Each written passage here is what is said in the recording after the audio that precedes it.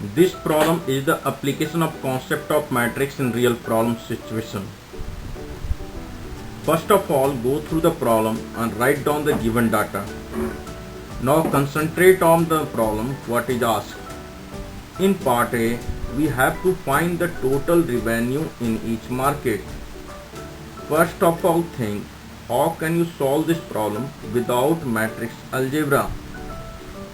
For this, to find the total revenue in market 1, you will multiply 10,000 and the price 2.5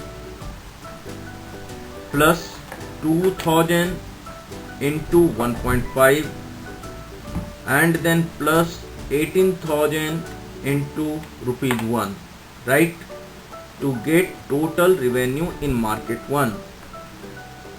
Similarly, you will think the total revenue in market 2. Now, think to solve this problem using matrix algebra. What you can see by doing the above process, the matrix A, which will represent the cell of the matrix in two markets, which will be 2 by 3 matrix. This matrix will contain the number of products of X, Y and Z in the market 1 in the first row. In the second row, it will contain the products X, Y, Z in the market 2. That means 6,000, 20,000 and 8,000. Now write down another matrix B, which will be the sale price of the product, and it will be 3 by 1 matrix. That means in the first entry, that means in the first row and first column, the price will be written 2.5. In the second row and first column, the price will be written 1.5. In the third row, first column, the price will be written 1.00.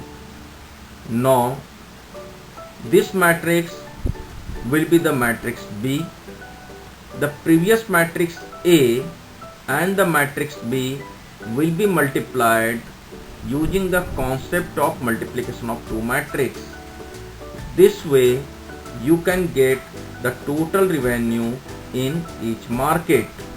Now, similar approach will be applied for the part B to find the cost price of each product, and then to find gross profit, subtract the total revenue and the cost price. This is the approach of this problem, which is the real life situation. What you can see, the solution of this problem, what you are observing, the matrix A, which will represent the sales of the products X, Y, Z in the market 1 and market 2. The first row will contain the entry of the number of products in the market 1, and in the second row it will be the number of products of X, Y, Z in the market 2. Now write down another matrix B, which will represent the sale price per unit of the products, which you can see it will be the 3 by 1 matrix. Now, to get the total revenue, the matrix A will be multiplied by the matrix B using the concept of multiplication of two matrices, and hence you can get the total revenue in market 1 and in market 2, right? Now we are going to discuss the solution of the part B of this problem. In this part, we have to find the gross profit. What is gross profit? Gross profit is the basically subtraction of total revenue and total cost. First of all, we have to find the total cost in the two market. For this, we have to write down the matrix C. The matrix C will represent the cost price per unit of the products, which will be given in the solution. The matrix C is the basically 3 by 1 matrix, right? Now to find the total cost, what you have to do, the matrix A and matrix C will be multiplied. What is matrix A? Matrix A will represent the total number of products of X, Y, Z in the market 1 and market 2 which will be sold, right? Now using the concept of multiplication of two matrices, you have to multiply the matrix A and matrix C to find the total cost of the products in market 1 and market 2.